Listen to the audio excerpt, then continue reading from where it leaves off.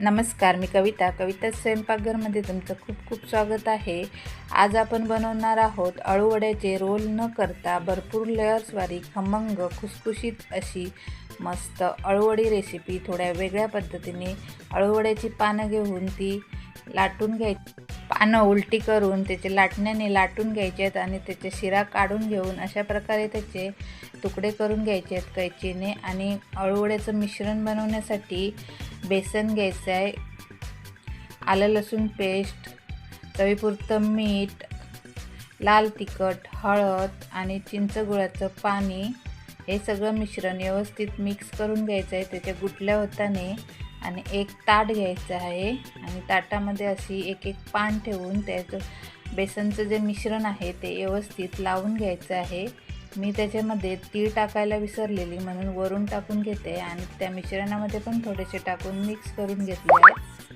अशा प्रकारे हे मिश्रण सर्व पानांना एकावर एक ठेवून लावून घ्यायचं आहे। बघा, मिश्रण लावून झाल्यावरती आता हे वाफवून घ्यायचं आहे। त्यासाठी मी मीडियम फ्लेमवरती एका कढईमध्ये पाणी ठेवलेलं आणि एक जाळी घेतली आहे, ती जाळी पण ठेवलेली आहे। आणि त्याच्यामध्ये आता आपण हे अळूवड्याचे मिश्रण जे लावून घेतलेलं आहे पानांना ते ठेवूया ताट पूर्ण, आणि त्याच्यावरती झाकण ठेवायचं आहे आणि 15 ते 20 मिनटं हे वाफवून घ्यायचं आहे।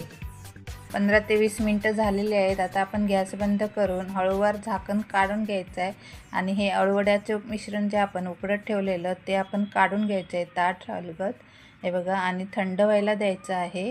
हे बघा, मस्त असं अलगद उचललं जातं। खाली मी ताटाला तेल वगैरे काही लावलेलं नव्हतं। आता थंड झालेलं आहे। आता आपण याचे अळूवड्या कापून घेऊ चौकोनी आकारामध्ये। हे बघा, अशा प्रकारे मस्त असे भरपूर लेयर्सवाले कसे छान आलेत बघा भरपूर।